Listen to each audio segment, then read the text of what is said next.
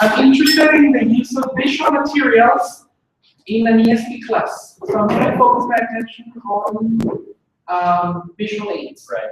Because I want to find out what reactions students might have when using these materials. You know, you were telling me yesterday that some of them might be interested and some others might not. Okay. Because of their learning styles and stuff like that. Yeah, makes sense. In order to support their knowledge when learning the English language. In order to support the knowledge. I'm not really certain about this.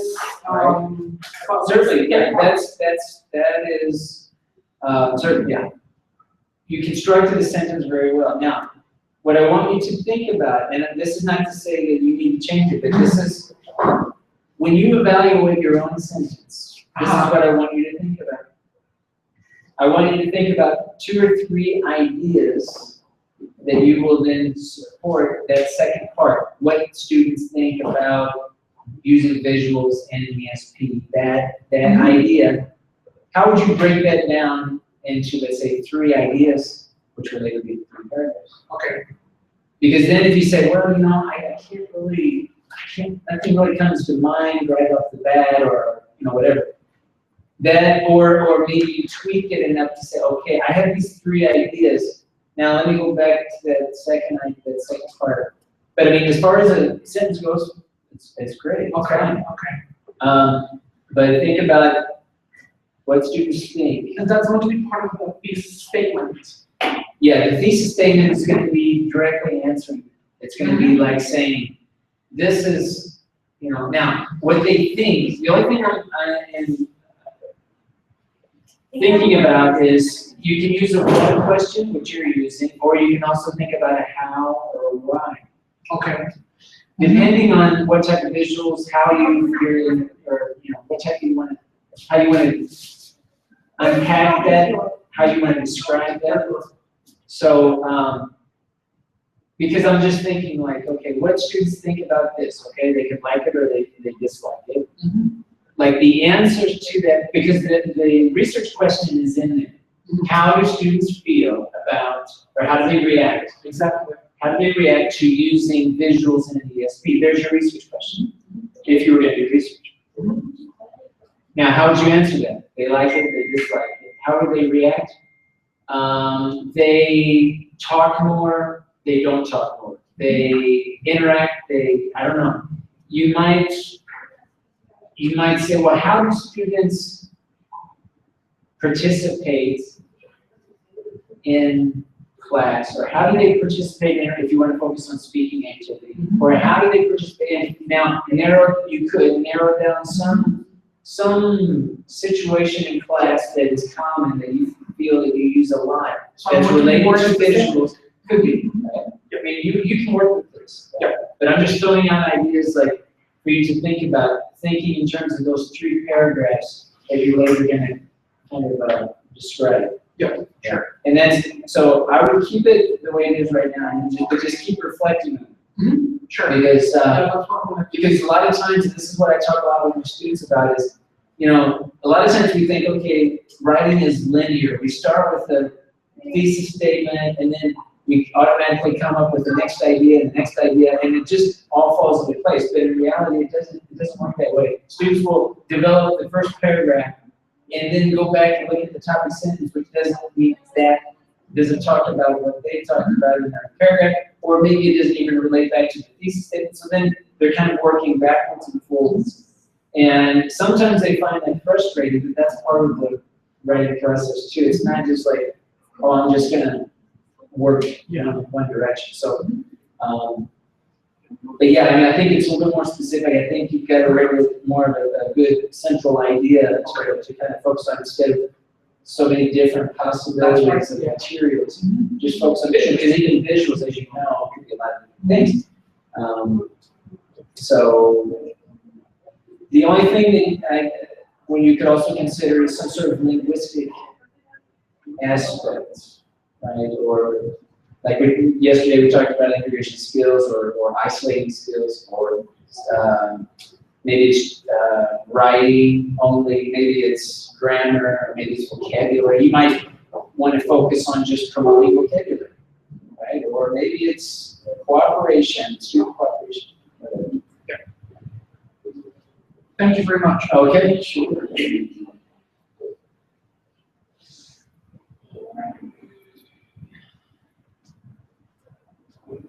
¿Cómo estás? Bien, ya hoy me hizo tanto lío. Sí, no. También subió. Sí, Desesperante. un poco. Sí.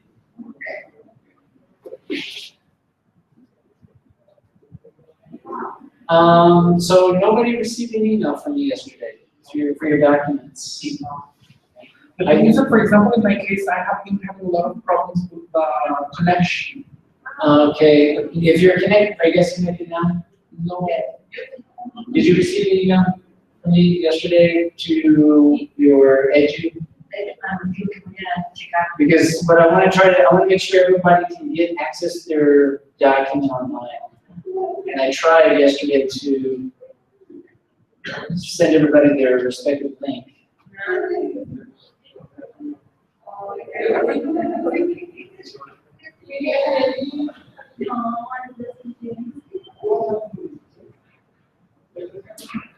Okay, I don't know why I can't open this link, but yeah, that's a drag.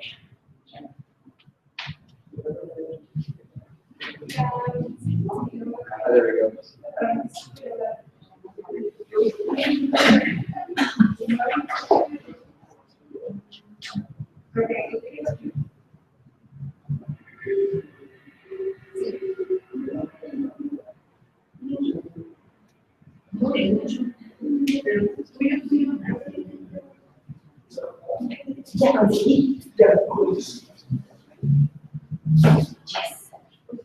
Here's the link to your work online document. Yeah, if you click on that, see if that opens up a Word document. Is this your edu, right? Can you get into your edu account? To the edge of Well, yeah, in fact, I think Luis, you have two email. You registered twice. No? The thing is, that I'm having a lot of problems with it. The connection. Which account are you using? Okay, me voy a Office. The internet account, which?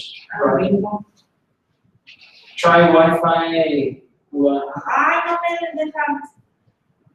Eso es el que Hello. no me dejan. Yo tengo el Wi-Fi de You have a password, right? Yeah. I'm uno, gonna. 1, 2, 2, 3. Ese me lo dijeron muchos. I think it's 1, 2, 3, 3, 2, 2. Sí, luego te regresas, te regresas. 1, 1, 2, 2, 3, 3, 2, 2, 1, 1, 2, 2, 3, 3, 2, 2, 1, 1. I love being who's in charge of the passwords. el Wi-Fi. They're always like 1, 2, 3, 4, 5, 6, 7, 8, 9.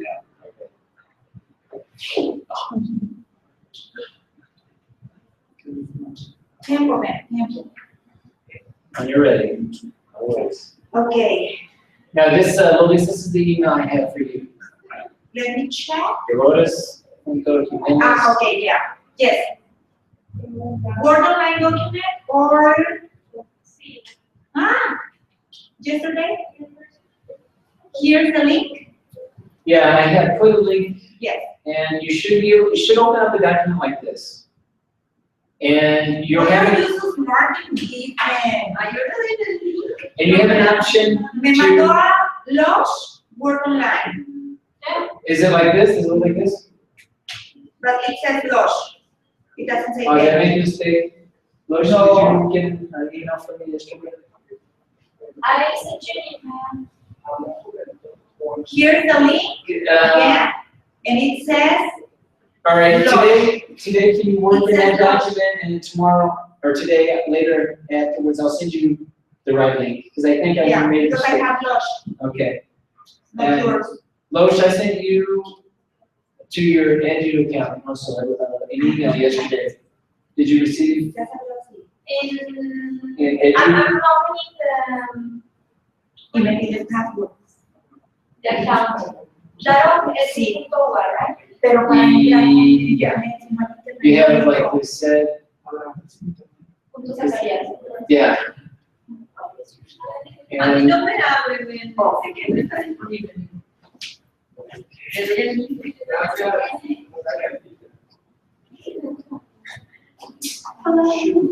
Pero aparece en otro lado. ¿Sabes qué? No te saludé. you should be able to go into your own. Ahí aparecía, ¿verdad? It should. Okay, if you guys can't get in, another way to do it. ¿A dónde me digo? Alright, everybody go into Office 365 and go into OneDrive. You're on OneDrive. Okay. Now you should, John, that key where it says shared with me. That file should appear under share with me. No, sí, pero o sea, lo que quiero saber es por qué no entro sin internet. Ah, perdón, me sigo. No, no estoy pensando. You should be able to get in. No, sí, es como. I think you can get in. I mean, what's it say? What's it say when you try to do it? Pero acá te la sé. So it's one that says Word online document. It should have your name on the name of the document should be your name. So right here. Me pide el password. Okay, so put it in here now. Now this is your personal account. ¿Cómo le hago This para is usar? not, you need to sign into Edu No. to be able to access them. Okay, so just put in your. No, but if I don't have Wi-Fi, You can't sign in. Why not? The thing is, I have connection. I don't know, to answer your question. Si se supone que funciona Because como I get in, but I have- no tengo que tener acceso a internet. ¿No? No. I don't know. If you can get in, like on the mobile device, if you can get into Word without having a connection, that's the question. I think I read that too. I think that you do necessarily need to have. Because I can't test it online because I have connection. I mean, I know my iPad, when I'm not connected, I have access. But, Gracias. Ya ven. see? Ya enseñaron. ¿Por qué me dice con la frase? Okay. Luego no alcanzo a ver. Porfa. No, it's not. Yo tengo un teléfono mal. Y yo pensé que se iba a salir para que ¡Venga! ¡Ahí esté! ¡Oye, qué cantando! Pensé que sí me sacaba. No lo sabía. Y veo el teléfono. Here's the link, Word online document. Sí, es que no quiero que I think I made a mistake. I think Lois also is connected to your singular. That's where I like to get it. Ya cuando lo guardo. But I'll correct it for this class, but, I just wanna make sure everybody has. Yeah, so we want to get what you got. You can also do it on your computer. Well, right now, we have, I just want to make sure everybody has their space. We'll do activities.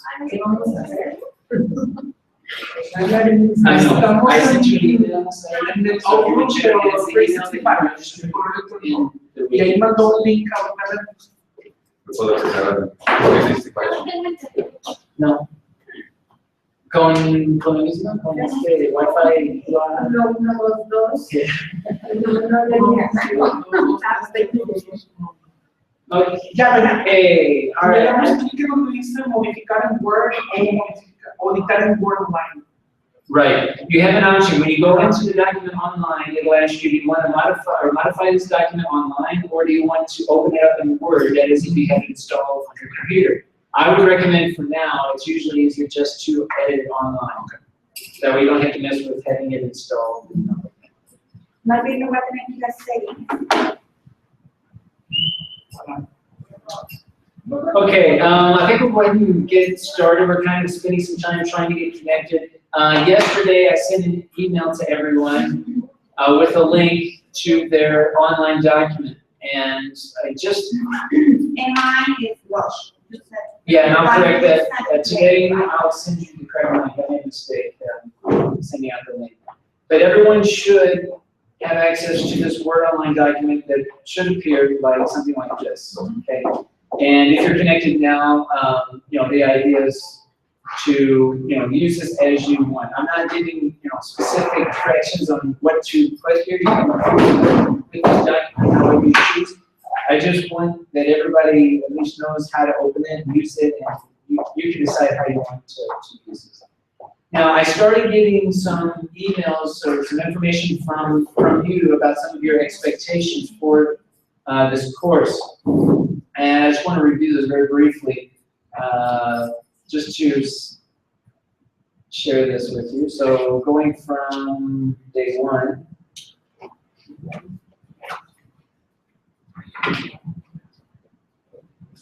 setting goals. Now these are some of the goals that I've received so far. And again, if you want to send more expectations today or tomorrow, that's fine. That's and it's just helps me and it helps us to have kind of a conversation about what we're at. Yes. I think that to write a letter is mine, and it was to write better. Oh. I thought to write a letter. I'm sorry, I just didn't. That's actually better because I was thinking, well, try to talk about that. Okay, so maybe to write a letter is more. Yes, it was not. Maybe that relates more to some of the writing mechanics over this. Great. I was for my medicine. Sorry, yeah, I misunderstood. Here is to obtain practical ideas for implementing effective writing ideas in Propen. To use practical ideas for implementing writing in Propen. To get new ideas for delivering positive feedback during the writing process. Okay, so we can talk about how to give feedback, when to give it, and what type. To write better, so better. To practice writing skills is kind of similar here, is to writing better. To link theory with practice and relate it to my subjects that I teach. Okay, this might be more related to here, the summer problem with pedagogy. We'll be talking about that. And to recall issues about writing mechanics so that I keep updated. That's a mistake. And later on, apply this knowledge in my lessons with my students. So feel free to continue sending me some of your expectations, and I'll try to get to it. Feel free to ask questions in the session, like if that's related to some of your personal expectations. If we're not getting to certain expectations that you don't have to do anything with this. All you have to do is send me an email, or you can write on a piece of paper. Okay. Just you let me know what your expectations are. If you don't want to, need to know who you are, whatever, that's fine. You can write on a piece of paper, whatever. But I'll update it here. I don't want to give you. Okay. Thanks for the flavor. 2 weeks to write a Yeah, 2 weeks. How fast? So yesterday, I want to summarize a little bit yesterday about what we were discussing. What was the main goal from yesterday? What do you think? Just thinking of some of the key things that we talked about. What do you think? What did we achieve yesterday? Hopefully we achieved something. What did we achieve? Or at least, what were some key ideas that come to mind yesterday? To have a point to start, to focus, to be more focused. Okay. That's very personal. I understand you better. Okay. All right. So to be focused. Anybody else?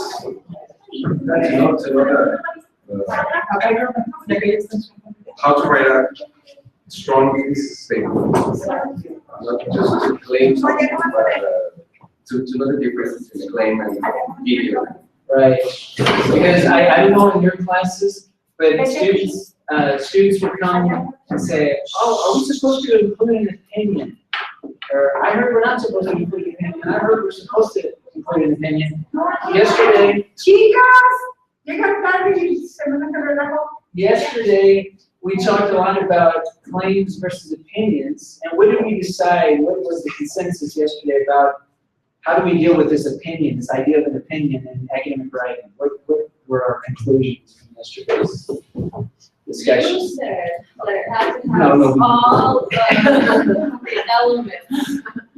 Okay, That it will be just an opinion. It can't be just an opinion, it has to be arguable, it has to be debatable, and you have to provide evidence.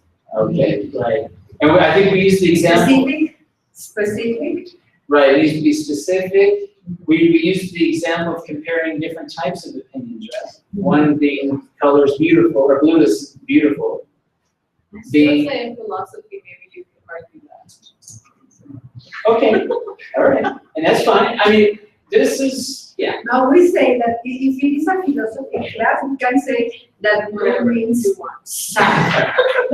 Sadness. Maybe a better question would be, would we accept a thesis statement, blue is a beautiful color? Would we accept a topic sentence that began, blue is a beautiful color?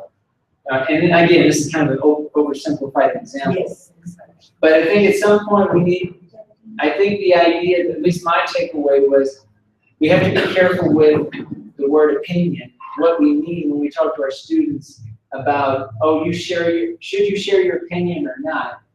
And really, in one respect, in my view at least, and again, this is just my view, is that it's all about their opinion when you get down to it. They have to share in an argumentative essay, they're trying to persuade someone to take action or to feel differently. So in a sense, they are sharing an opinion, but it's how they share their opinion. I think Tonio mentioned being careful with these open adjectives, right? Empty. Empty adjectives. Right, because this is good, right? You know, this is a good thing to do.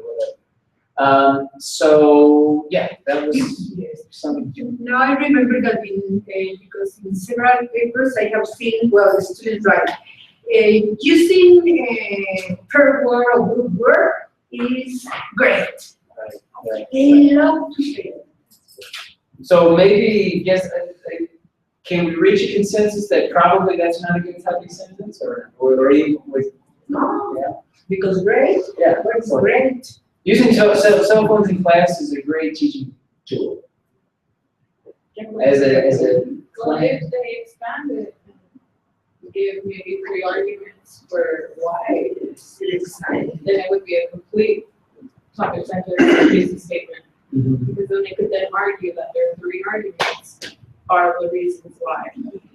Right, and maybe there's a different way of saying, like, how would they say that same thing but not use the word great? Right, because in a sense, they are saying that this is great to use it, but let's say, cell phones facilitates learning. I mean, there are different ways of expressing what they feel is great, right? So instead of like for them expressing how they feel about something, They it's can more like, offer many advantages. right, and usually this involves using different verbs. I mean, this is when we start talking about, okay, what verb could you use that would, you know, express this idea of greatness, and more specifically. So, okay. Any other key ideas from yesterday or takeaways that you got from yesterday's discussion? Besides, Lois hates me. She said, no, she's scared of me. I said, yeah, she's scared of me. I'm trying not to scare anybody. Yeah. I really am trying not to scare anybody. I think we should add some fruit to these sessions because they would help us get our creative juices. Maybe I should. Some sugar. Absolutely. Maybe I'll try to. The muffins, I want some yesterday. All right, I'll try to get some. I copy that today. That's what we're missing. Oh my goodness. I was in the Dutch, so. Okay, so You'll notice yesterday we really didn't talk much about writing. We didn't talk about anything about mechanics. It was all about this, what are we gonna write about? What is the idea? And we only spent a couple hours on it. I know from my experiences with my students, they struggle with what we worked on yesterday for 2 hours, big time. I mean, we talked about, and I know you can relate to this, the students, we talk almost the entire semester. Okay, what is it? Let's go back to the thesis, reminding them. So, yeah, this is, I think it's important to spend the time to really discuss, well, what is it that you want to write about, so that later on in the writing process, you comes together a little bit easier. So, all right, so day 2 here, what I wanted to show you here, going back to the main wiki, I want to remind everyone that we're also using Outliner. Okay, Outliner is just a Digo here, and this is just another presentation of the content, what we're going to be talking about. And I know we've talked about this before. You know unity and coherency and cohesion as basically the 3 general areas that we think of when we look at our students' writing and when we do our own writing. And I want to see, unity means what? What is unity? What does that refer to?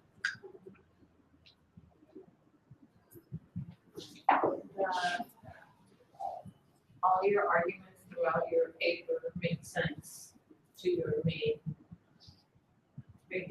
topic, your thesis statement. Okay, so all your supporting ideas make sense, okay? Well, they're all related, they all go, like as you said, they all go back to your main points. All right. Thinking of the sections of an essay, thinking of a 5-paragraph essay, we talked about the main sections. What do students, or what do we need to focus on with regard to unity? What are the key points that reflect unity in the essay? If you looked at each type of paragraph, and we talked about this yesterday, I'm not really asking very well. But yesterday we talked about this thesis statement and topic sentences, right? So for me, when I think of unity, I think of the thesis statement. It has to be about one idea, right? And then those topic sentences are talking about one idea. So unity at the essay level is based on the thesis statement. Unity at the paragraph level is based on the topic sentence, right? Because the topic sentence is where we reflect that one idea. So the thesis statement is that one idea of the whole essay. So what I want to talk a little bit more about today are the different ways that we can think about coherency.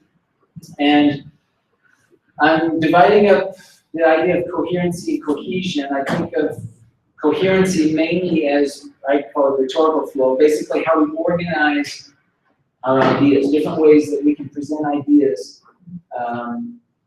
versus cohesion, which is more grammatical from sentence to sentence, what words we use to connect the cohesiveness between ideas, between sentences. Coherency more is how do we organize our ideas throughout either an essay or a paragraph. So I have some different ideas here that Coherence the same as coherency? is coherence the same as coherency? Yes. Yes? I think so, yeah. It's just a different. Coherency and noun. It's better than words. Yeah. There are different Sorry? There are different instead. They're different. Spelling, yes. Yeah. So when we look at coherency here, we have different organizational structures. So I'm not going to talk about all of these, but through our discussions, because yesterday we left off with our thesis statement and our topic sentences. And today I want us to start thinking about developing these ideas, for example, a paragraph around this coherence, this idea of coherency. So when we look at different ways we can organize our structures, take a look at your thesis statement, look at your 3 topic sentences, and ask yourself, how do I organize these 3 topic sentences? Why should I talk about this first, and then this, and then this, And there's different ways that we can look at it. One way we can look at it is organizing from the general to the specific, or vice versa. So maybe the first paragraph is a general idea, the second one is more specific, the third idea is even more specific. It could be the theoretical to the practical. So maybe we're talking more about theory at the beginning, and at the end of the essay it's more practical. Could be process-based. Maybe first this happens, and then this happens, and then this happens. Could be chronological. Could be based on date. If you're giving some sort of historical account of theories, for example, if one theory came before another, you might decide to organize it chronologically, or least important to the most important. These are some of just the general ideas here of how you can design or organize these ideas around, in this case, your thesis statement, because we're still at the level of a topic sentence, and how do those three ideas, those three topic sentences relate and organize back to the thesis statement. This is one way to think about it. Another way to think about it is calling it like a reasoning pattern. A reasoning pattern. There are 4 typical types of reasoning patterns. Okay, now a reasoning pattern here is, I'm going to start by side. We'll come back to one-on-one later. This is the most basic type. A side-by-side reasoning. Can you see it? It's a little bit small. Is that better? Yes. Okay. All right, let's look at side-by-side first. Here's an example. The evening news forecasts rain. The radio forecaster says it will rain. The internet forecast predicts rain. Therefore, it will probably rain. So think of a side-by-side reasoning as you have these, what we call premises. These are claims. We have, let's say, 3. These 3 claims together build a stronger conclusion. Now, we can have 2 claims instead of 3 and still reach a conclusion, but it's not as strong as having 3 claims that reach the same conclusion. So a side-by-side is not an all or nothing. It's based on how much evidence, how many claims can you have to support a stronger conclusion. So in the example that we have so far, we have 3 topic sentences for a thesis. You might do a side-by-side saying these 3 build a stronger argument, and that's what it is. The second type is called a chain reasoning. Here's an example. Car engines burn less gas when they work at lower speeds, so lower speeds mean less gas consumption. Less gas consumption means fewer toxic fuel emissions. Fewer toxic fuel emissions means less air pollution. So now think of a chain. This links to this conclusion. Now this conclusion leads to this. This now is a premise for this. And you follow the chain to the final conclusion. Okay, so see the difference between the chain reasoning? The claims become a premise in and of themselves. Okay? The last one is the joint reasoning. When the temperature falls below freezing and, keyword here, and enough moisture is present, it will probably snow. Think of the joint reasoning as it's all or nothing. It's all or nothing. If we don't have enough moisture, it's not going to snow. Or if it doesn't freeze, it's not going to snow. We need both the freezing and the water together to reach a conclusion. So a joint reasoning is an all or nothing. So when you're looking at your 3 paragraphs, your 3 topic sentences, ask yourself, am I going to do a side-by-side reasoning? Just having a stronger conclusion? This is kind of the easiest one to think about. It's just having these premises, these ideas supporting over a general idea.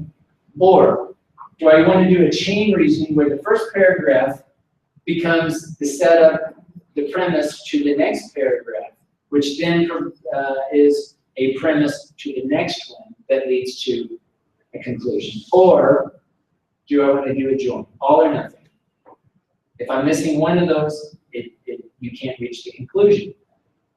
In our case, the conclusion is what? In our essay. What is the general overall conclusion that we're making in our academic essay. What do we call that?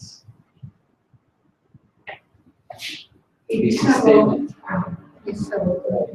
Think of the thesis statement as your general conclusion, right? This is your main idea. This is what you're in one sentence, what you're stating as a general idea, your final conclusion for this idea, for this essay. So think of the topic sentences as those other claims, those premises that support, that lead to your conclusion. And when we organize, and that's what our focus today is, trying to get this organization right. How do we want to present these three ideas? And here are some different ways that we can go about thinking about it. Okay, but right now in this, the thesis statement, it was constructed by three aspects. Right. So the conclusion is about the research question. Well, we haven't, I mean, Or I the know. hypothesis if you want a hypothesis.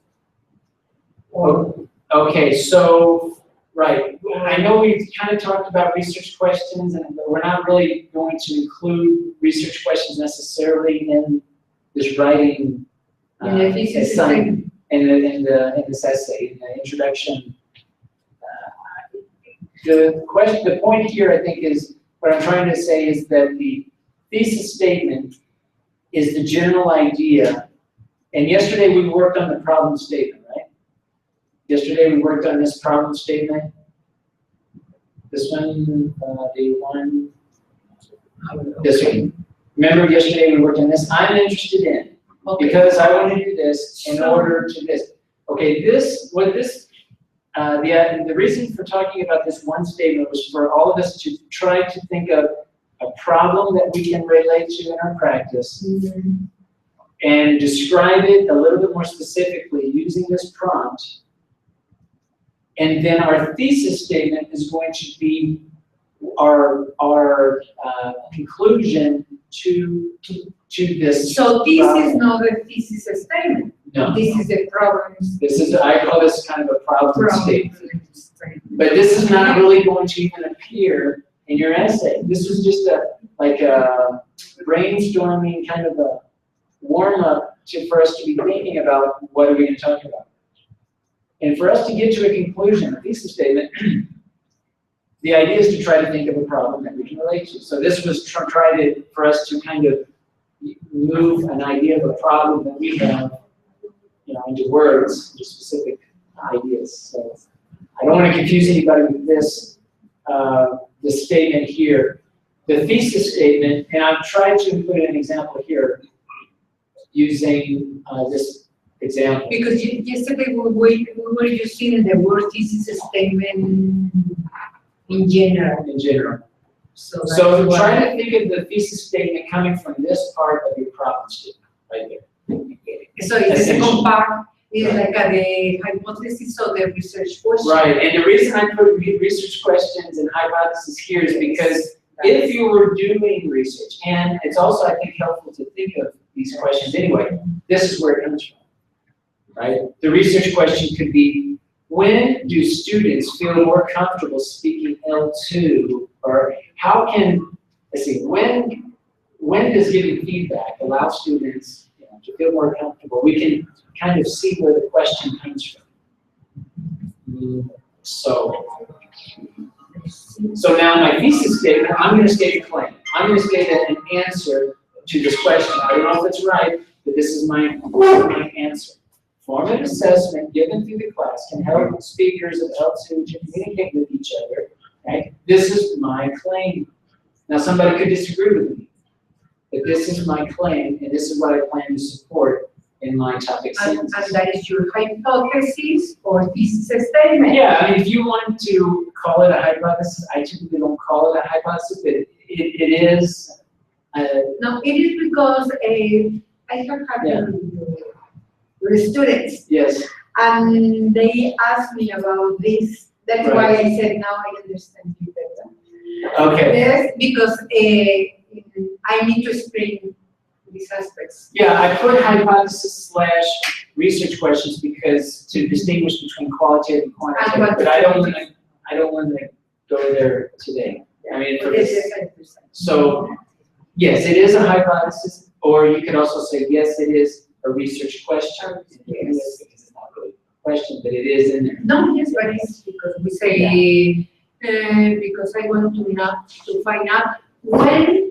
Exactly. Or how, Or or how, why. exactly. Right. So that's. So, the thesis statement now is to take what we worked on yesterday, this problem statement now, and make a claim, a general claim, an overall conclusion that we want to then later to develop. Okay, so before we start working on that, I just want to give you one more, a little bit more information here. I think I have an example.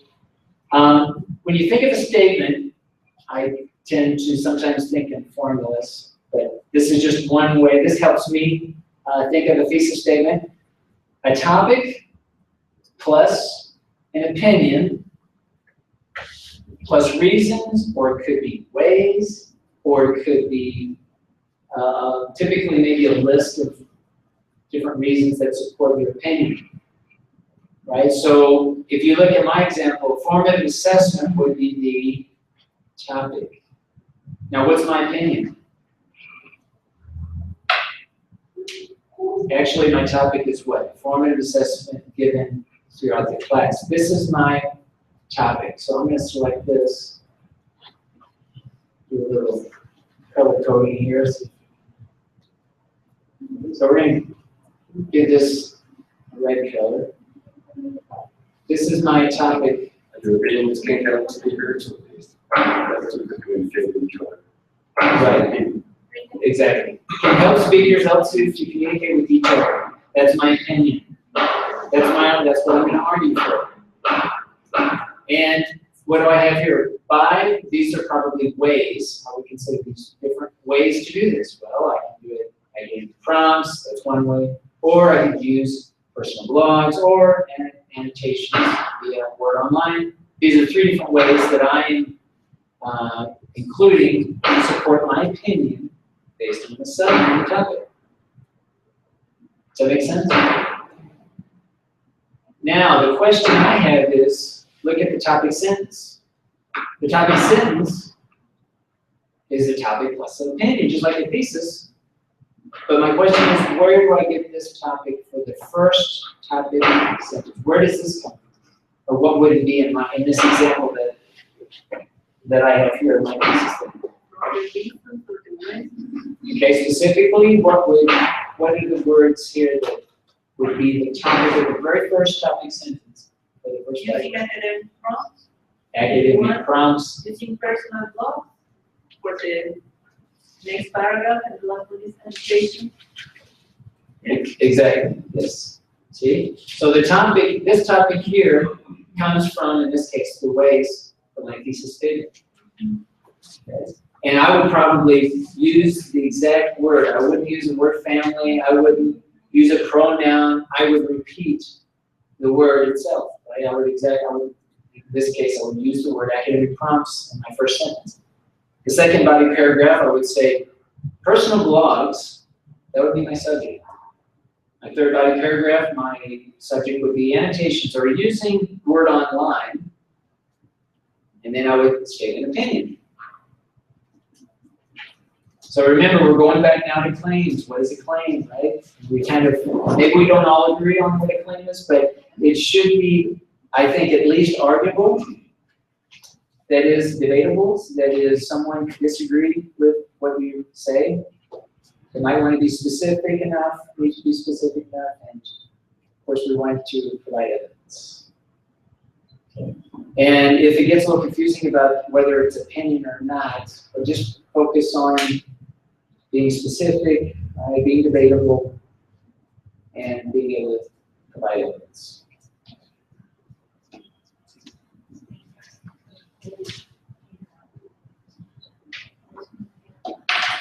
Now, I know yesterday we were trying to talk about topics, and I think in quote-unquote real life, like if we were really going to do this like outside of just a 2-hour workshop, we probably would be at the same time reading different articles, reading different books to try to get some good ideas about what our problem that is that we want to talk about. And so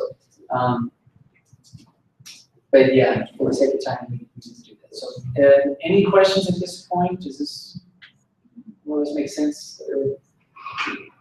So I bring up the idea of coherence because I want us to begin thinking as we're developing this sentence, the topic sentence. All right, why am I talking about this first? Why am I talking about this next? Why am I talking about this last? It's not just arbitrary. It's not just like, well, flip a coin, let's talk about this first. Right? There should be a reason. And where do we find possible reasons for that? We're going back to our outliner here. We can use some of this information here to kind of guide our ideas about how we can organize. So what I'd like to do is give you some time here to work. Now, I encourage you to work however you feel comfortable working. If you want to work individually, fine. If you want to work together and share a document and work together on an essay, 2 or 3 of you want to do that, that's fine. You don't even necessarily have to finish, the whole essay. I want you to choose how you want to work, however you feel comfortable. But regardless if you work individually or with others, I want you to share and discuss what you're doing here and why you're doing it. Explain the reasoning pattern that you chose, why you chose it, to try to get some feedback from your colleagues as we go through the writing process. So today I'd like to start thinking about topic sentences and a thesis statement. Maybe you don't have all your topic sentences, right? But at least try to come up with a couple that you think that are related to your final conclusion, your thesis statement, and try to come up with an organizing pattern here, one that you think is most appropriate. And of course, it's going to depend on your thesis statement.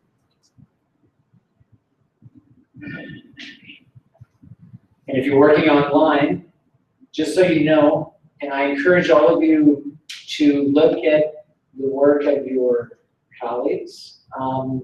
If you go to the main page and you click here at the bottom where it says Share Documents page, you'll have access to everyone's document. Now this link is a view only. You can't edit any documents with these links. Okay, so these links are just for you to look at other people's work as we're... I have a question. Yes. Who's James?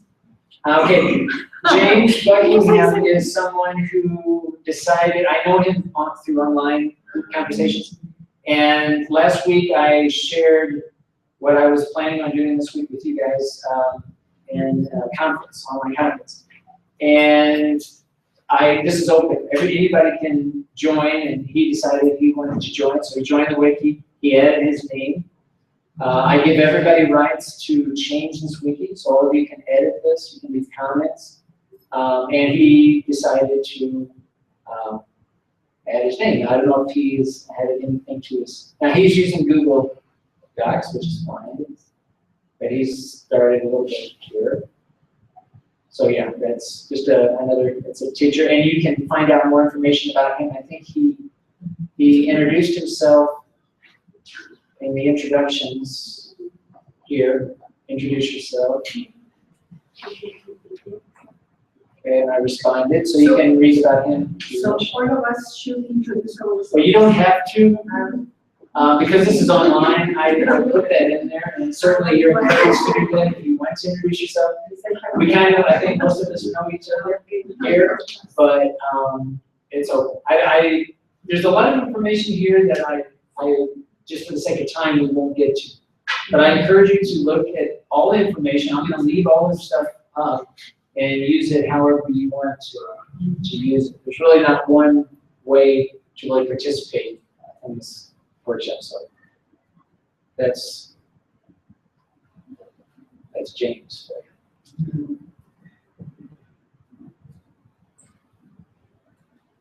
If anybody wants to discuss out loud or as a group, your sentences, we can do that too.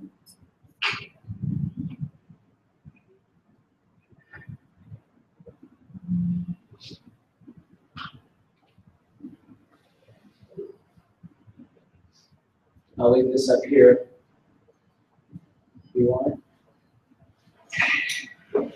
I would encourage, I mean, most of this I think can think of side by side. This is like the most, I think, the one that we think of the most, right? Just having claims that support a thesis.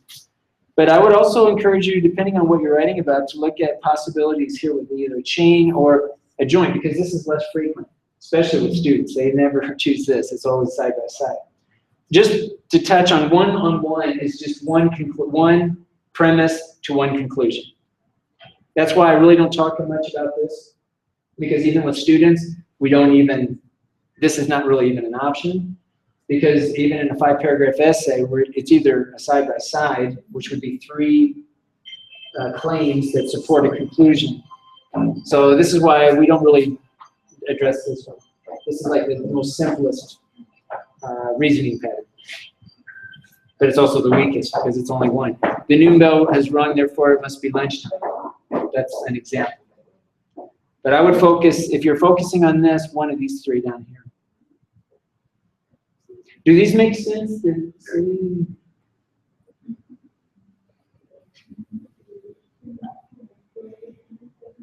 And I included a reference here if anybody's interested in reading more about it.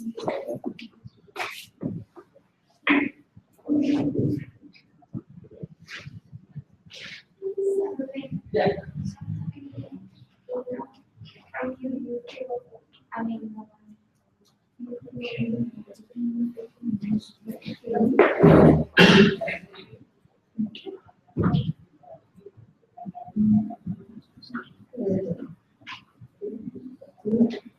Saida, did you join the wiki?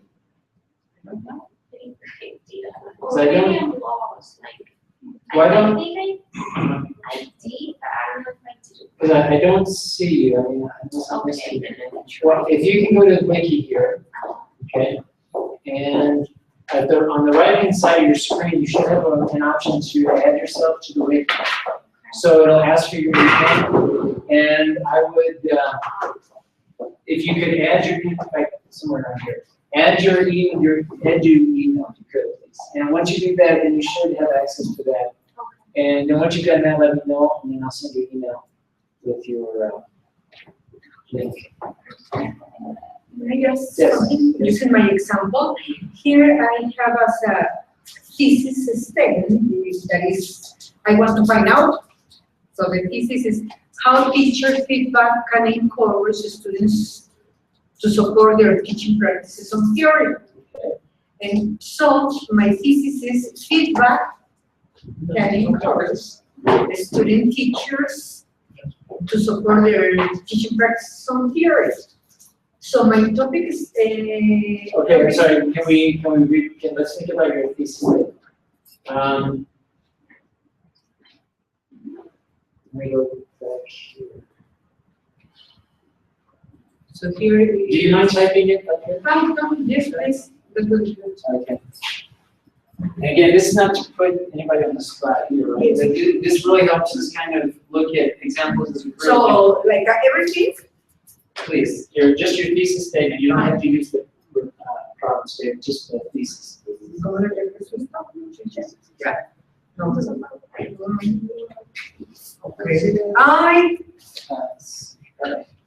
Yeah. quiero, I want to. It's kind of a, Thank you. So it is. Oh, y delante que where is it? it's kind of a difficult keyboard. I have a hard time. ¿Dónde está la mayúscula? It's- Okay. So, okay. No. Hoy.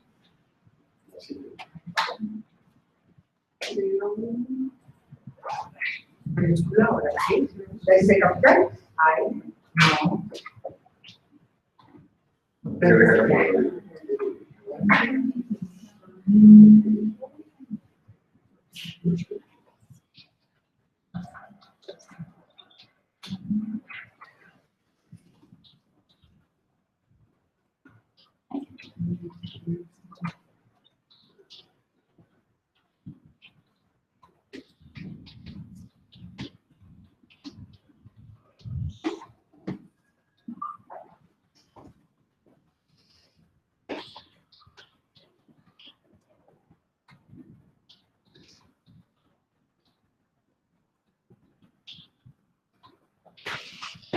Right? Sorry. Está bueno, nos quiere Yeah, there's marcar. over here. That's my. Otherwise, I'm not doing it. That would be our teaching. Teacher. All right, so this is your problem statement, right? Yes. All right. ¿Dónde está? Yeah, that's okay. I didn't. Es ahí. El teacher, no solo una vez. El teacher.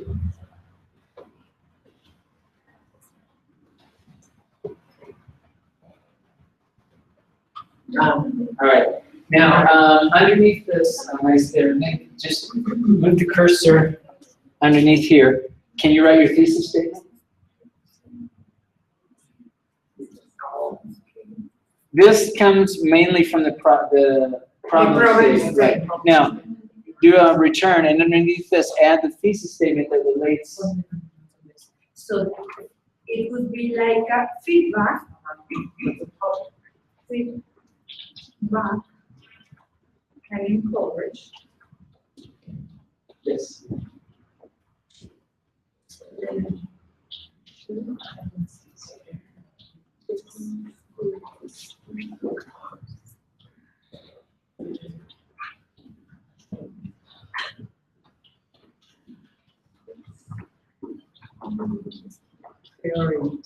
Sí,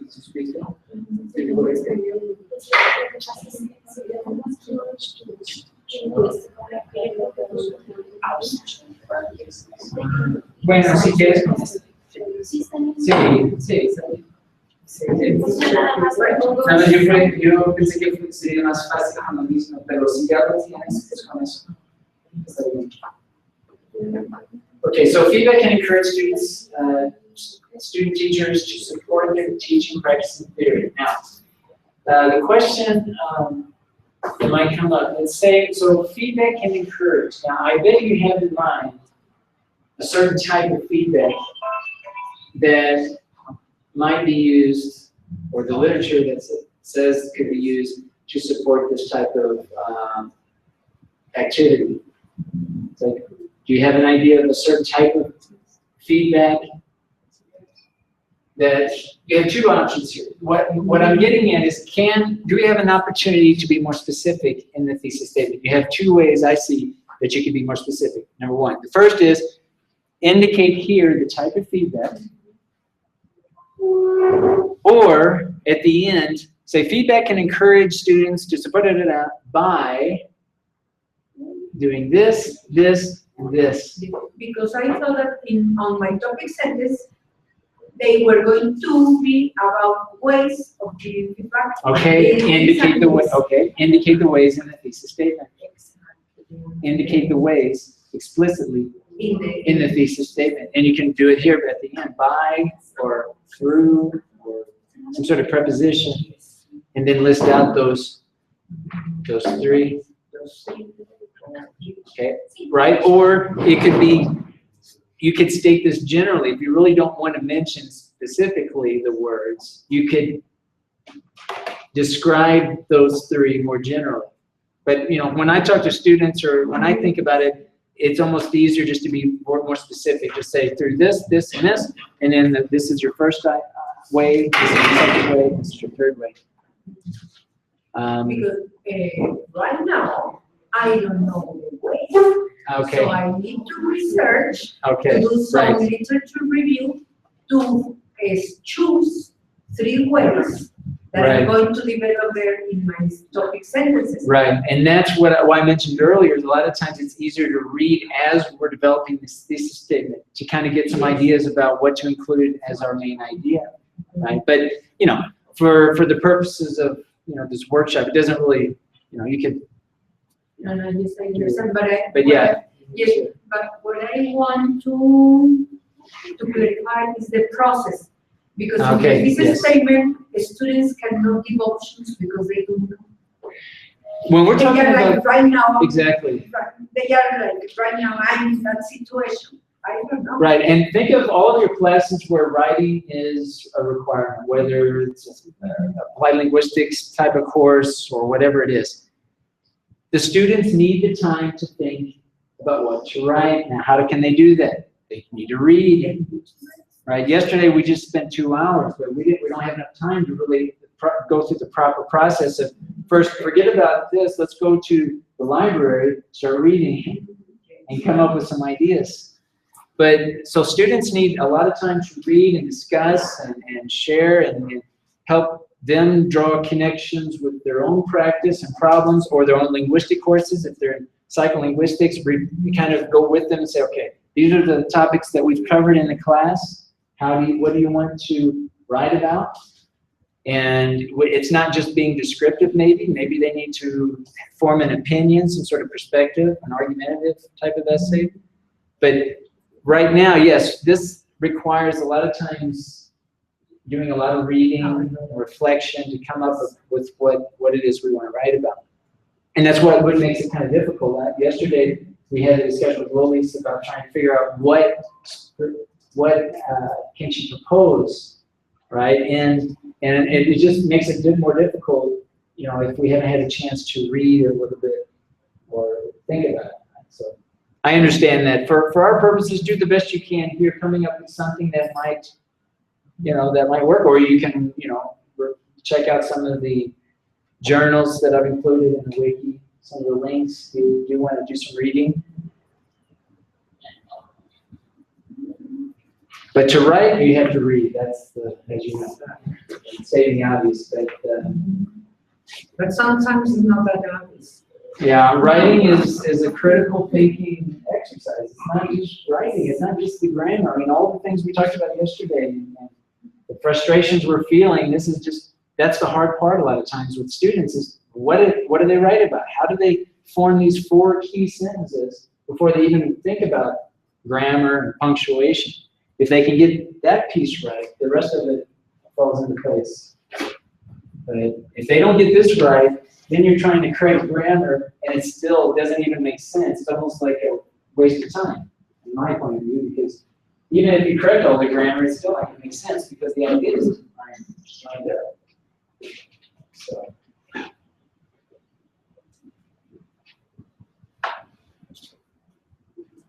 Anybody else want to share? Yes.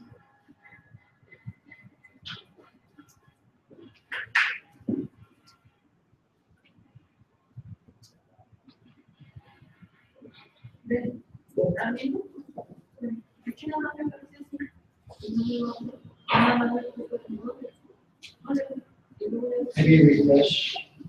Well, if you want to just work on you do refreshes, or maybe close your and try to open it up and work on it. Ya quise hacerlo, pero es que me dice, porque a mí no me parece que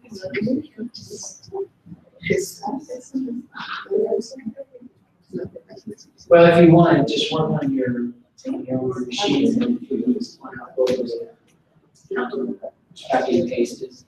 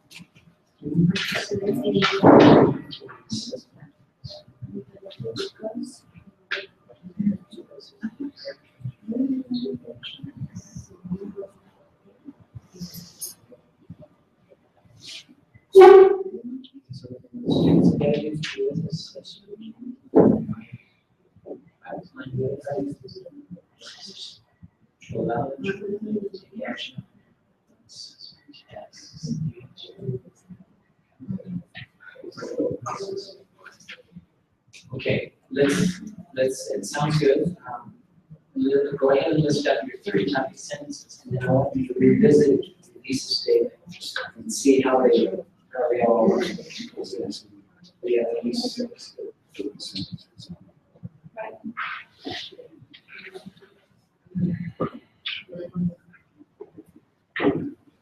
as you develop your thesis statement or your topic sentences, check to see if you're using a modal, like can, might, should.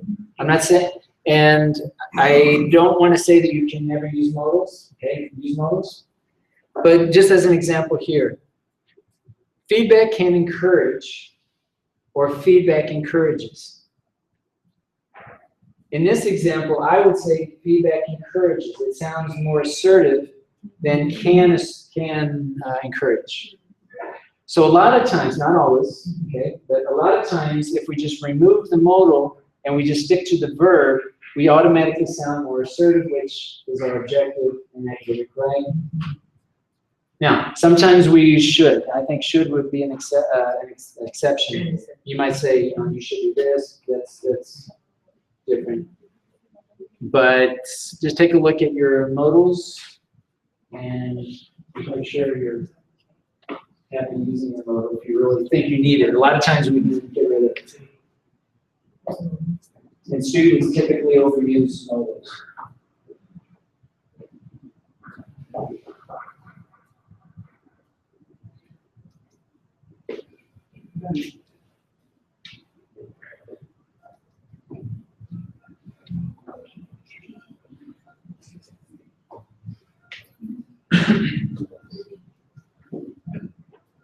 I have to see it.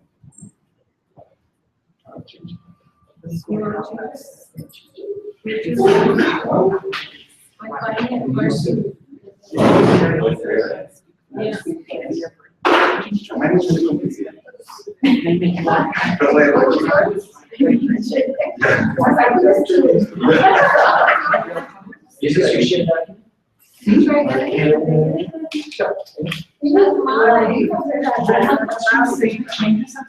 No, it's automatic. If you're connected. Okay, yeah. Yeah, if you're connected. If you're not connected, it's okay. yeah.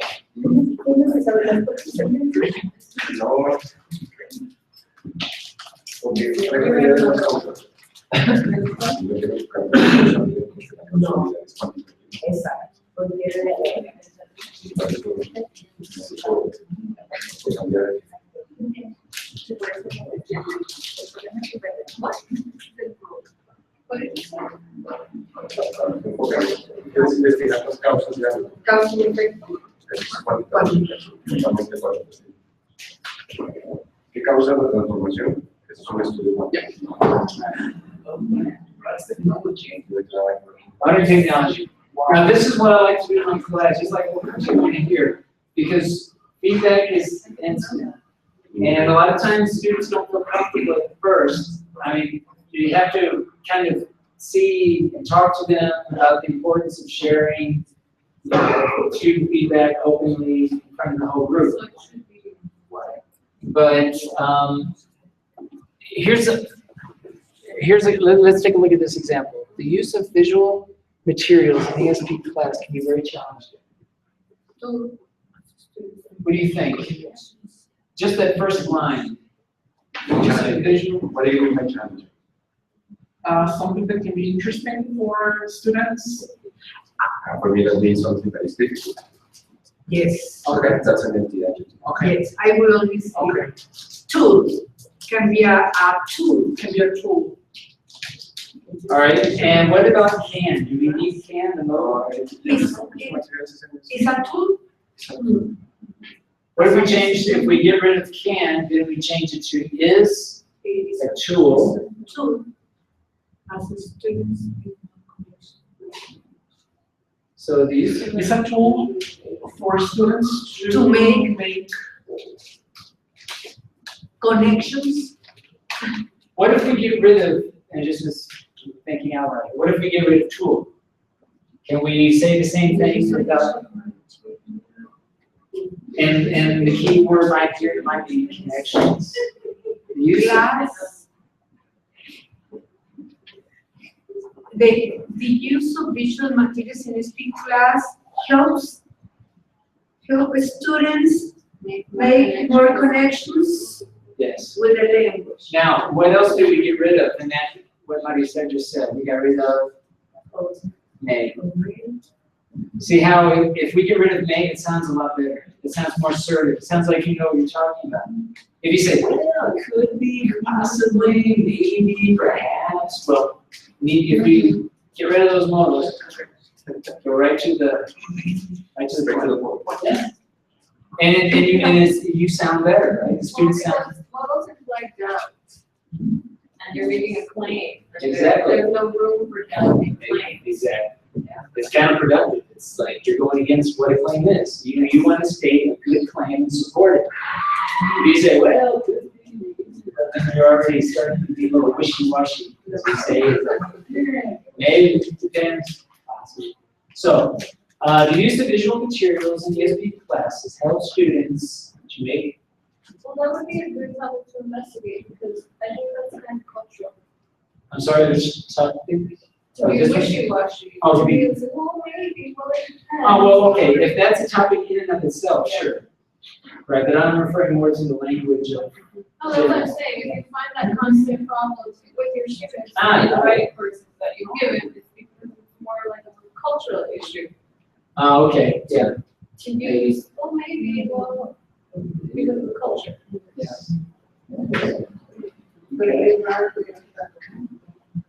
When you write formally. Okay, so recognition of the language by playing, encouraging research, No. and allowing them. Formal letters or something like that. We try to do that, be very polite. So playing what, games? But yeah, playing for games. So maybe you say playing games, playing games, encouraging them to use the language in their context Good, yes. and allowing them to create a journal in which they share their experiences towards the use of visual materials.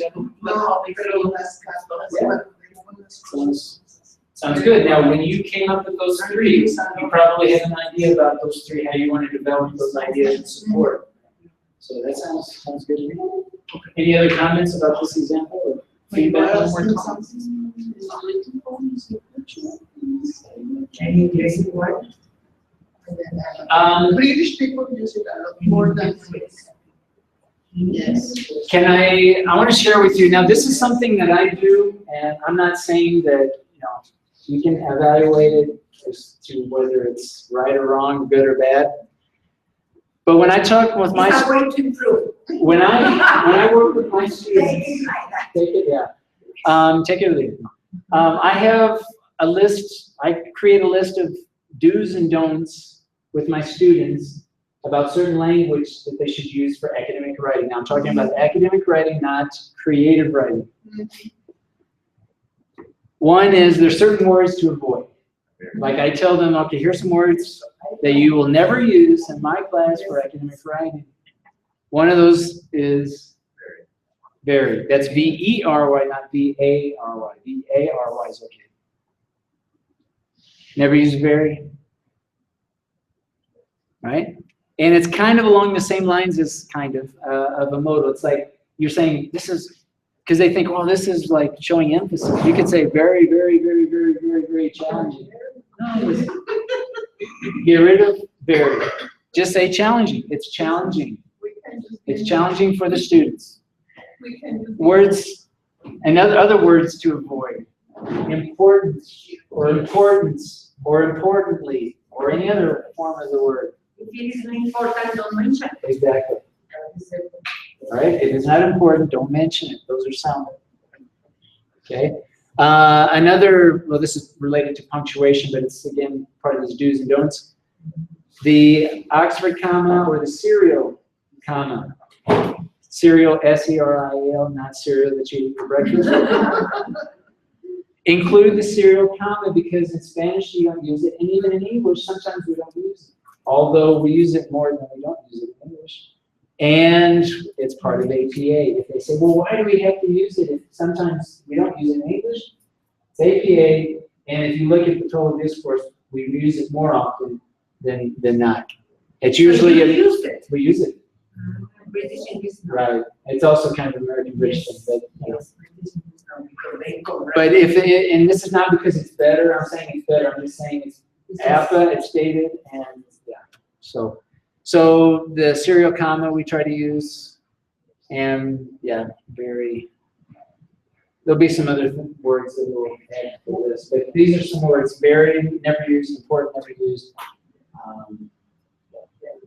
So now I think that I have the opportunity to ask about help the students, and we tend to say to work, to use to, and I know that we shouldn't do that.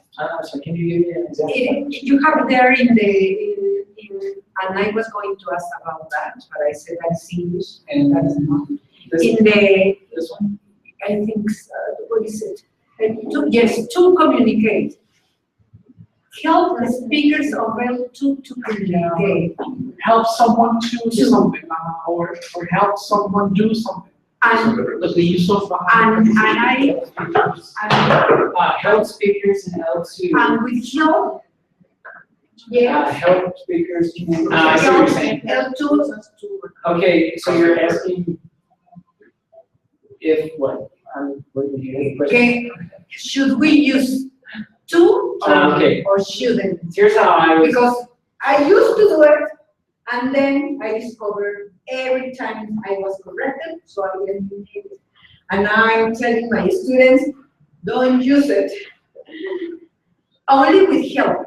Help students. You help students do something, like without the. Exactly, without to. You know, the way I look at this, and I don't know how others feel, but I would say that I would consider that if you're omitting the to, you're using an ellipsis, which is just the omission of the word while still being grammatically correct, right? So for example, an ellipsis might be, I like candy and eat it every day.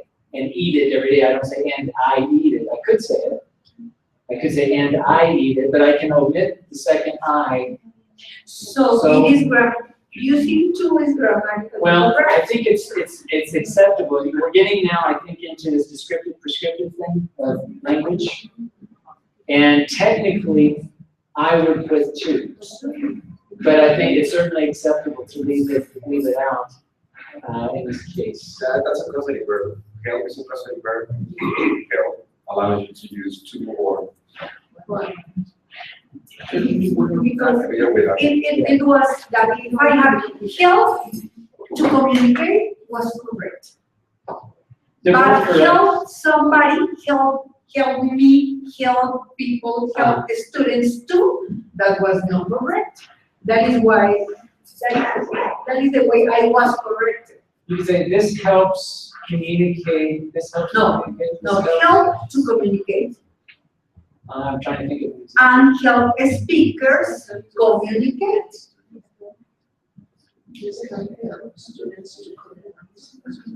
No, me sonaba porque son igualito en español.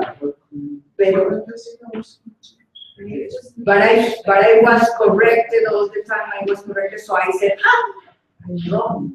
I mean, you can say this. Let's change it to the past. I helped fly the plane. No, I You helped. can say that. You can say that. I helped fly the plane. Yesterday, I helped fly the plane.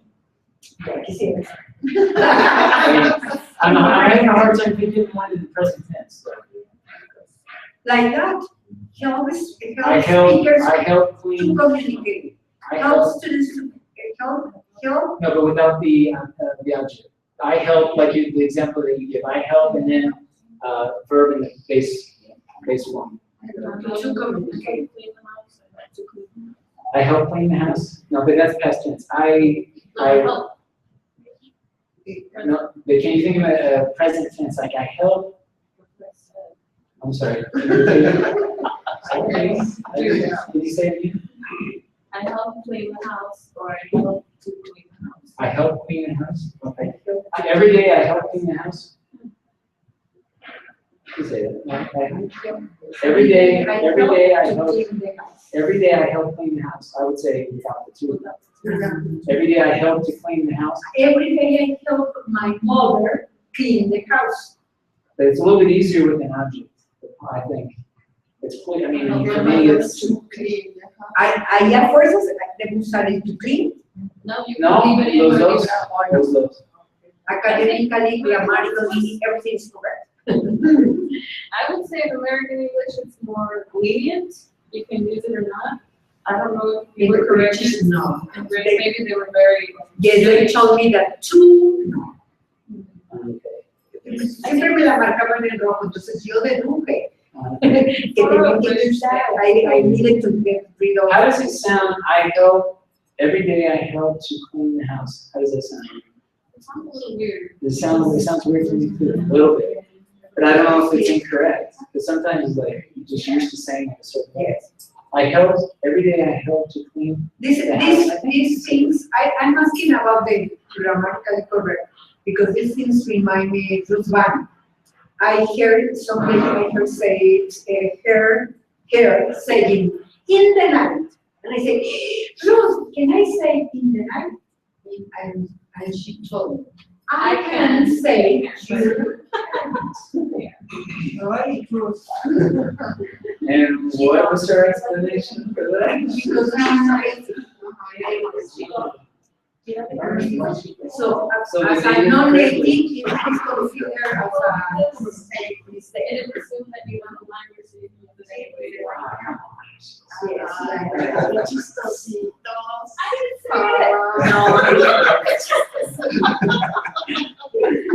I don't know.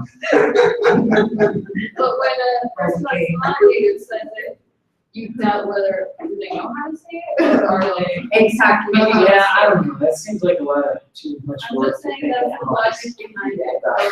I'm Alright, not saying in terms I of grammar, agree. can you read it?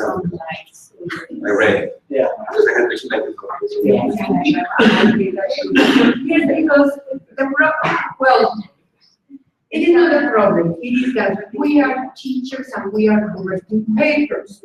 And if I start, let's suppose that you accept that, and I say, you shouldn't do this, and I say, well, so we are contradicting, we can say, I can explain, well, in British, when I'm sure, I said, in British English this, and in American, I don't know. They should just But, pick one. yes. Just beginning and stick with it, and that should be the whole thing throughout the paper, because if you're mixing, even with spellings and. Yeah, British spelling versus. Okay. Very good. Audible.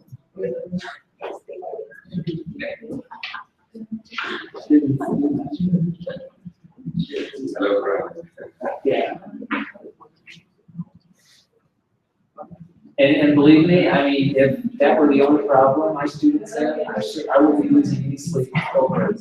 And usually the problems my students face are more drastic than they put two or don't put two. Yes, we don't have. I'm worried about subject verb agreement, I'm worried about other. It doesn't mean this passive voice, this passive voice, no passive voice, this active voice. Yeah. It sounds better, I don't care. I would love it, maybe, where do they get, I mean, where is this, I mean, I don't know, where do they learn that passive voice is? I don't know, we have the idea that it makes it work. But they had to learn someplace either, I don't know, in high school or somewhere in another class at the university. They had to, it's not like they just woke up and said, oh, I'm gonna prefer the passive voice. So, but I've always thought, well, what is that thing? Or the APM. No, the passive voice. Like overuse. They overuse it. Yeah. When they write papers, they overuse it. Or they say, yeah, this is another like avoiding thing. It has been found, it has been seen, it has shown, using the passive voice with an unreferential it, trying to get them away from using that. That's another thing. I think that it can be because in Spanish, yes, and the quantitative school was so strong. Yes, we were taught to write, not to use I or in that way we need to use passive voice. And it sounds more academic and more elegant using passive voice in Spanish than in active voice. And because the quantitative school was very strong. And then maybe that's. So I think that could be. I think that's the origin of it. Because in Spanish, it's actually, if you Spanish speaking, if you sometimes Because yes. Yeah, it's like- something like that, like, se ha encontrado que Oh, yeah. Yeah. Even- So, yeah, Because- you know, so for example, if you're allowed to write something, what they tend to do is to change it in English. So So it's an L1 found that Attractive, like, Yes. yeah, negative input.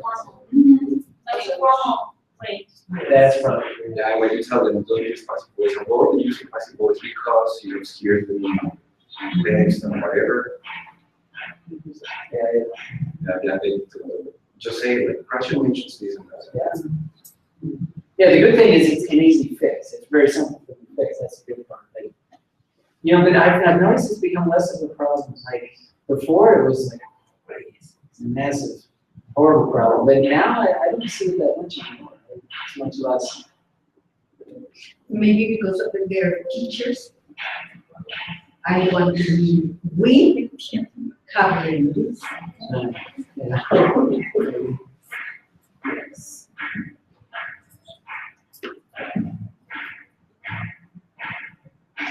Anybody else want to share? Changing that.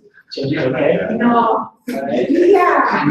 Don't yes. Good. Good. I also That's part of the process too. I mean, it's common even when you develop a paragraph. You go back and change the topic sentence, or you can go back and change part of your thesis.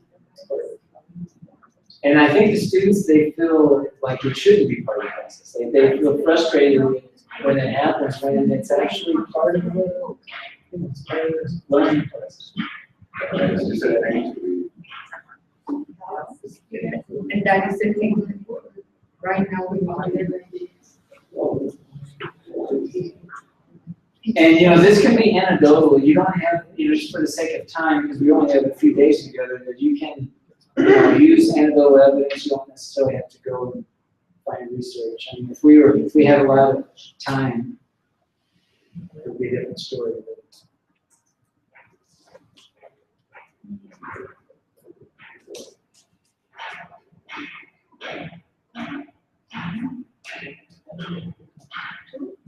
So here, for example, since I haven't read and just guessing, feedback encourages students, teachers to support their teaching practices on theory by raising awareness, by giving examples, and by, I don't remember another one. In that way, I'm going to follow the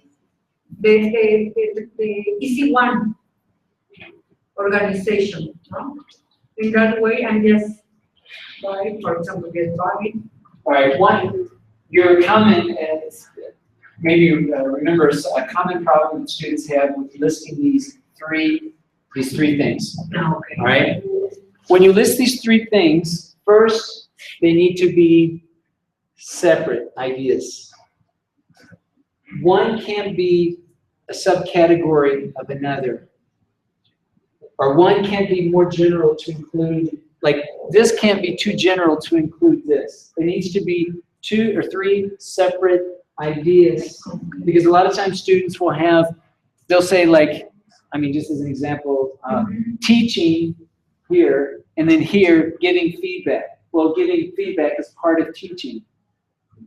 So it needs to be 3 completely separate things, not to include certain concepts that would categorize or be part of another item that you've listed here. The example that you gave, the first example? Raising awareness. Raising awareness. Giving examples. Giving examples. So the question I would, and maybe this is not the case, but maybe Giving examples. is giving you questions part of promoting awareness?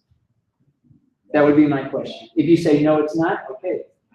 But if you say, well, maybe giving questions is also part of the process of bringing awareness, then you might want to think about, okay, asking questions, that's one. Now, what's another way you can provide awareness? Maybe it's scaffolding or something. You know, so scaffolding, asking questions, it's all about bringing awareness, but it's different. You know, it's not it's not. Asking questions is not scaffolding. Well, it could be. Well, it could be. It just depends on how you develop the paragraph.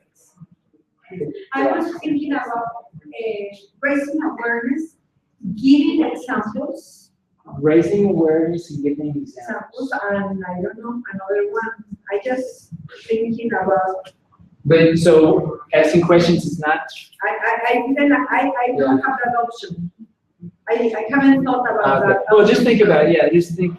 These are because I know students. That's a lot of times because what happens is then what happens when they start developing their body paragraphs, they start talking about a concept here that actually goes here, and they start developing their ideas in wrong paragraphs because they didn't present three independent separate. I mean, you know, maybe they're linked, but they're not one subcategory of another.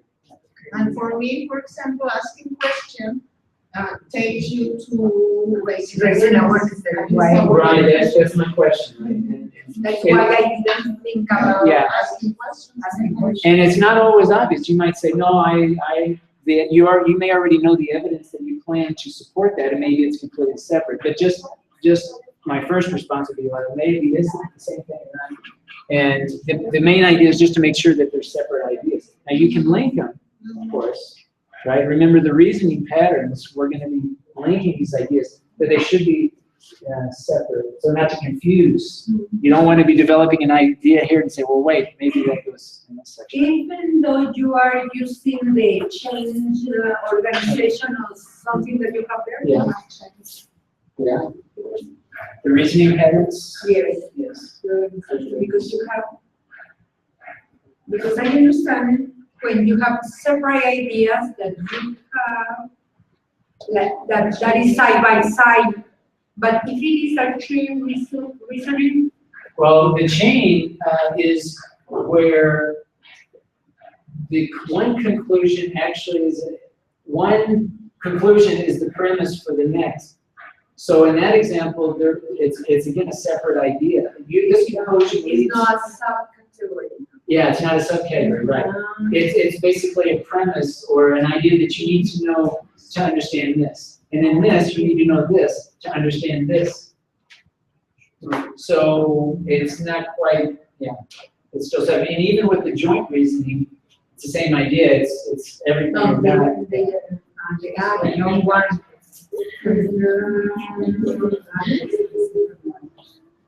So the idea with claims, and it gets confusing, right? That claim can also be a premise. A premise is a claim.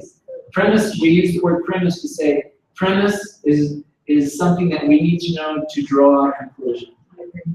So you follow this kind of train of thought, right? It's like this leads to this, leads to this.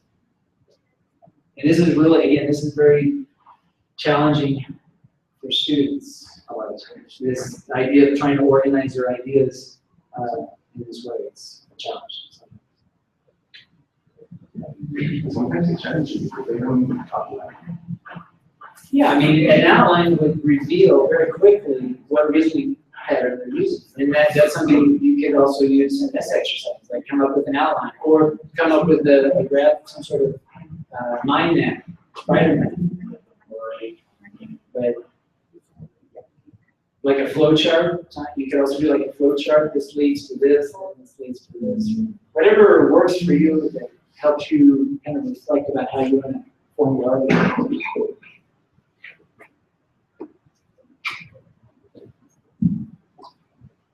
Yes. Poor students. Do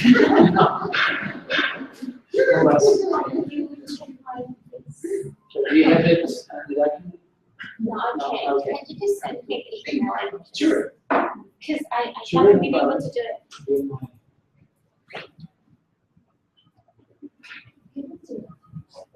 Because I have like a check both in emails, like this. Well, let me, and I'll check right now, maybe you're Like already. this one, I just get it, and then the other one, I can't get it either, so. Oh, but the board.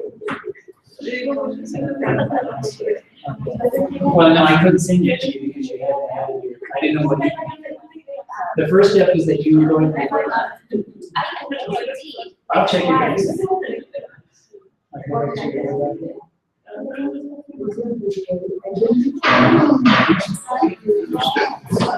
Now, instead of can benefit, I just say benefit. I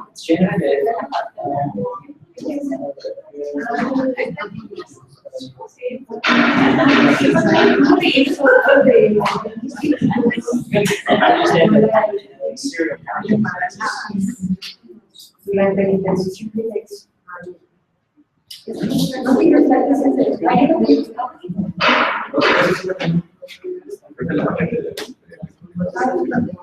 Si no lo tienes ahí, aquí no se acaba. Ahorita me acuerdo que ¿y cómo se transformó? Okay, Said, I think I have you here. Yes. You should be able to go in now. Ahora vamos a saber todo lo que salga. Ponlo. Yeah, and I'll send you an email later today to. Mañana vamos a saber todo. Entonces sigamos con Lolis. Well, this has been,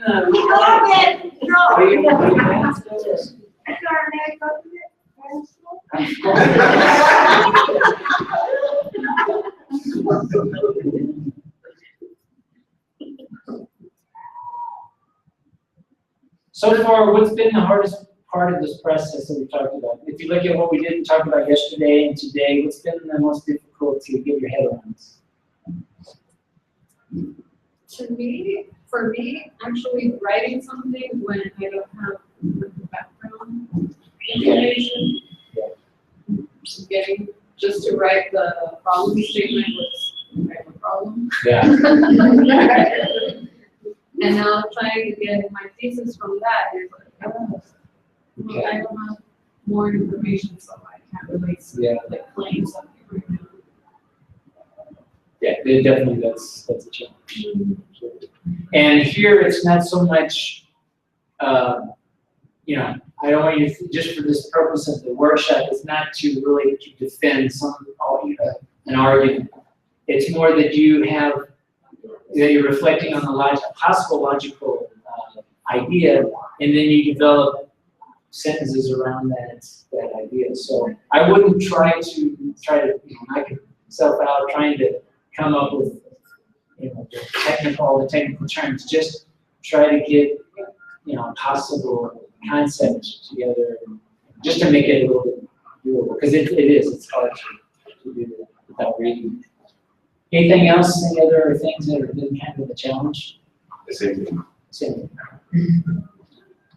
I don't work this way. I need to have my information, and then I do okay, like root, and then I see what I have, and then I see what I can say, and then I do that. I mean, technically, right, we should have, if time permitted, we could have started with an annotated bibliography. We could have started reading and doing summarizing ideas around all the different articles and books that we came across. I mean, typically that would be the process, but with 5 days, it is. But that's why I don't worry too much about it doesn't. You are right or no. Yeah, just whatever knowledge or concepts that you think that you have experience with. Because the main thing now, because tomorrow what we'd like to do is get more into the nitty-gritty of the actual sentences, developing one of those paragraphs, looking at one of those body paragraphs in relationship to everything else that we've developed so far, and start now forming sentences, the actual writing of a sentence, and we'll talk tomorrow about brain and theme and ways to connect ideas from one sentence to the next, making more cohesion and coherence both, but within a paragraph. So try not to worry too much if you don't have all your topic sentences. Try to come up with at least one for tomorrow, Try to come up with a thesis statement that's close. Yeah, get 2, that's great, we got 3, excellent. But tomorrow we can start looking at individual paragraphs and trying to go at one idea and looking at more at the sentence level. So. Did you recommend to use the word sequence? In a topic sentence? No. In a topic sentence? In qualitative research? No, not in a qual, but in a quantitative. Yes. And for the purposes of this, you know, it doesn't matter if it's qual or He's quant. asking Or about qual. like. I mean, if you're really basing this on, Logical question. yeah, because this is the question. Is it good or bad? Does it influence or not? Does it have impact or not? You're addressing yes or no questions. So those are typically more what? Quantitative, where you have a hypothesis. You have a null hypothesis. Does it change or does it not? Is it better or is it not? So those then automatically fall under a hypothesis, a quantitative statement. For all the qualitative people, we don't usually, they don't know, I put myself in that category. But it's more, it's not yes or no questions. They just need to change the word influence to the word inform. Yeah, they did it with me all the time. Yes. Yeah. So I said. Is it inform or not? Is it all or nothing, or is it partial? Influence. Is it all or nothing, or is there a degree? I don't know. It's one of those. That's where you work with a tutor and you learn to give that person what they want. Yeah, because a lot of times things like this is like depends on the tutor, depends on the school, depends on the country. Yes. All right. Well, we've got a few minutes left. Actually, it depends on the school, because, for example, many things here in the linguistics department, talking about research, yes, in education department, they more research. Because they are a lot more quantitative. Yeah. Yes, we are very starting in qualitative research. And the quantitative researchers, they are very strong and they are well known.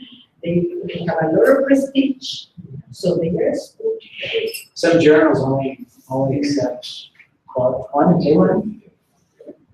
So it just depends.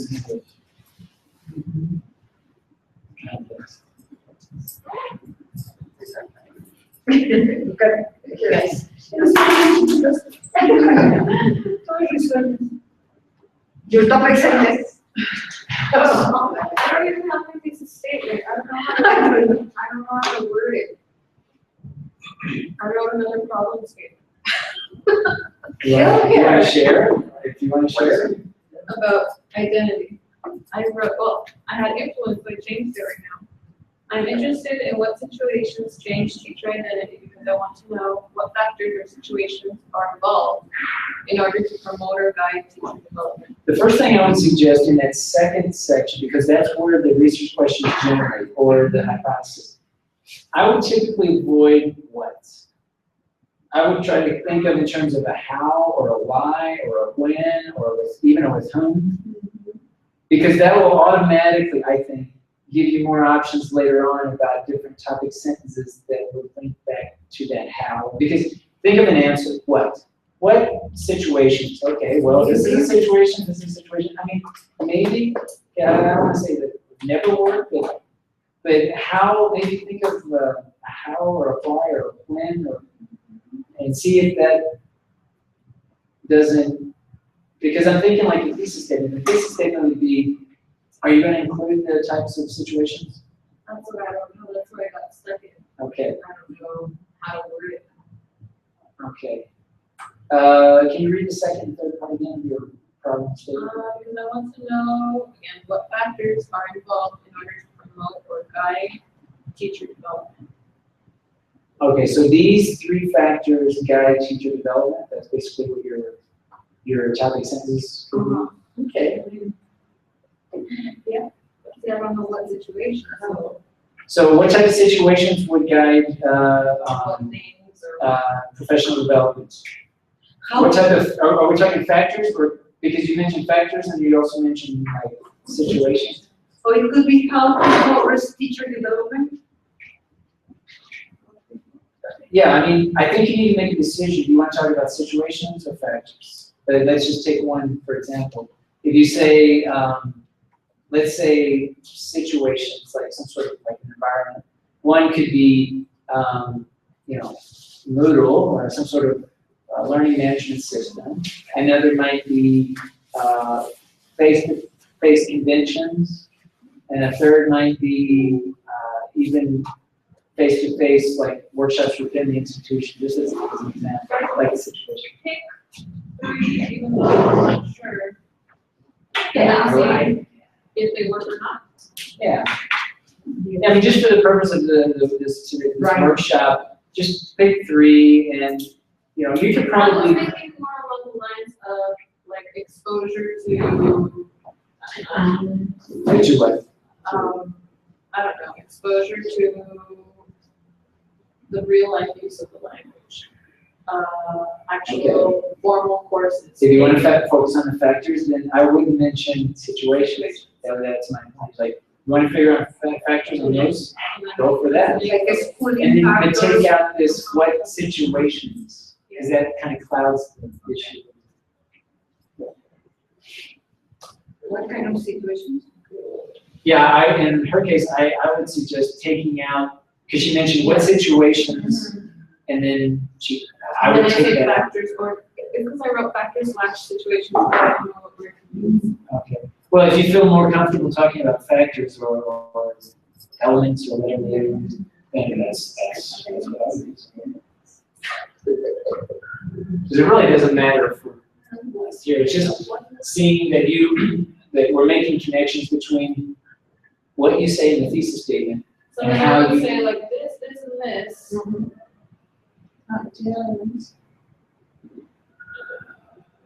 Are the factors, elements, situations that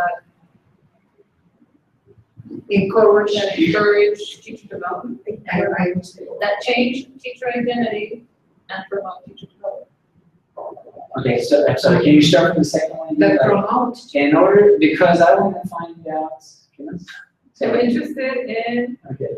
what factors change teacher identity, because I want to know what factor situations are involved in order to promote teacher development. All right, I want to focus on teacher identity. So take out factors, because you mentioned that. So I want to find out about teacher identity because I want Because I want to know which ones influence which ones. I want to know promote, how- which ones I want to don't. know how, now, call it something like, I want to know how teachers interact, or how, I mean, give it a term that relates to the factors that you want to talk about. Does that make sense? Like, I don't think I gave you a good example, but it's like a general term that means That means those those three things. factors or whatever they are in the second part, in order to see how they influence teaching. It's kind of hard without seeing it. Like, bring it, like tomorrow, bring it in and think about it, bring it in and we can look at it. Here's the thing, a lot of these things, like, we need to think about it a couple of days, years, decades. So I'm interested on teachers' identity, on the characteristics of teachers' identity. No, I'm interested in what changes, let's just say, what changes teacher identity? Because I want to know what is involved in order to promote teacher development. I would include changes in, for me, I try to keep it very simple in the very first section. I want to know more about teacher identity. Okay. Because I want to know how they change when they go through in order to find ways to promote teacher development. See what I mean? Like, So don't try to put too much into the first topic, it's very general. I wanna know more about teacher identity, I wanna know more about assessment, I wanna know more about teacher interaction, I wanna know more about how to use materials, etc. Keep it really short and sweet. Teacher identity, because I want to know what, How and why. how, or why. You really like the what, you want to say what? How, Yeah, it's okay. how. Teachers reconstruct their identity. Yeah, their identity. When, maybe, when. When they are in contact with other teachers, when they are attending seminars, when they are. Yeah, you can be more specific there, or you can be in general, but then state it in your thesis statement. That's good, the restructure, that's the change, that's like a reflection, maybe you talk about reflection, you talk about. Because I want to focus on the construction and reconstruction. Yeah, the reconstruction is important. Because she's focusing on the teacher, I'm focusing on the student. So it is the construction and the reconstruction. Because they enter here and they have a certain Transformation. idea. And then they will get this identity as a teacher. There's a new one. And new one, a new identity. So they are constructing this identity, but at the same time they are reconstructing that same identity. What would be interesting is if we all took these ideas that we're working on and do, in the future, some sort of like action research type of thing, this would be interesting to share those experiences, to kind of go in more deeply into these ideas that we're talking about and writing about for professional development. I'm looking for a little more. What are you looking for? Instead of influence, because inform. Like, can you read the sentence? New classmates influence the way student teachers perceive themselves. New classmates. New classmates? Okay.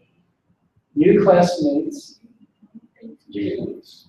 Can you say it again? Sorry. New classmates influence the way student teachers perceive themselves.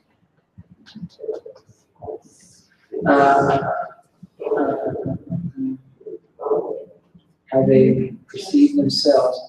So how the new students perceive themselves, and how old students perceive themselves, or how old students perceive the new students? How everybody perceives everybody. You know what I mean? Okay. You know what I mean? Mhm. So maybe. So how do you mean? Do you mean like, so a new student comes in, you're interested in how they perceive, how new students perceive themselves? How they perceive me. Who's But you The are student teacher. the new student? Or the They old? are new students. They're all new students? Okay, are we talking about in a class? Classmates. Classmates. New classmates influence the way that this student teacher, which is a classmate, perceive themselves. So the new students are students of the, okay. Oh, classmates Ah. offer students, teachers, new experience or new offers information or experiences. Are you connected?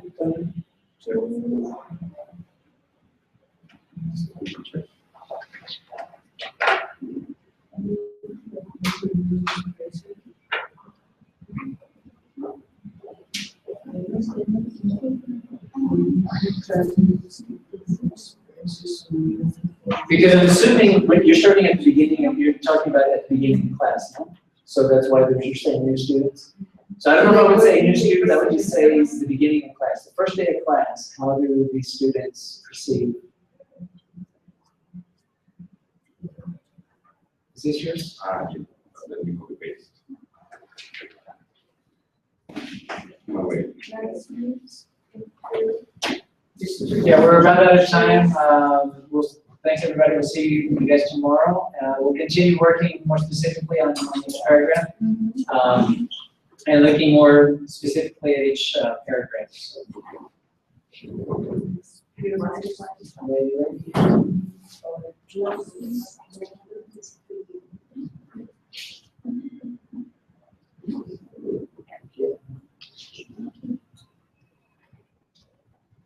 Does your document say terminal at the top?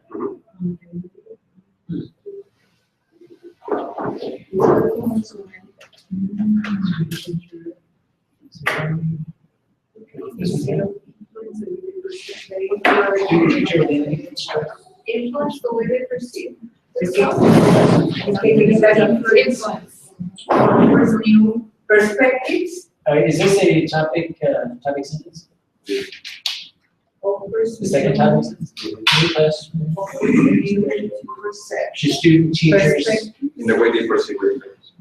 Alright, so the key here is how they perceive themselves. Is there a way that you can create a subject around that idea instead of starting with new experiences?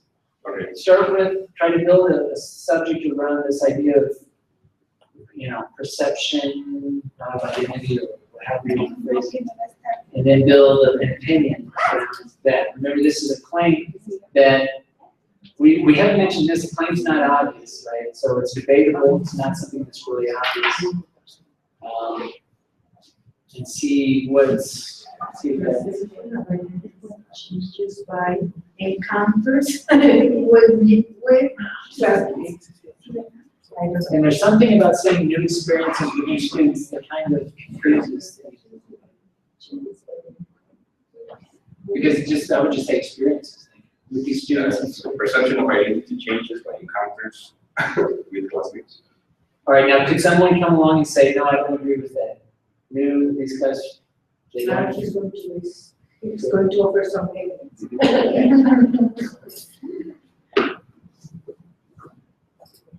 So can you read one more time? Perception of identity changes by encounters with classmates.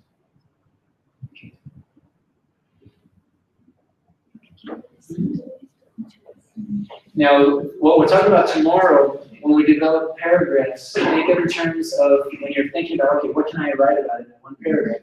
To build on that idea, think about what, think about how, think about why, think about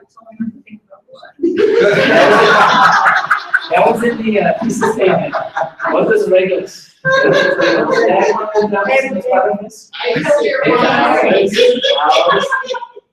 How is it?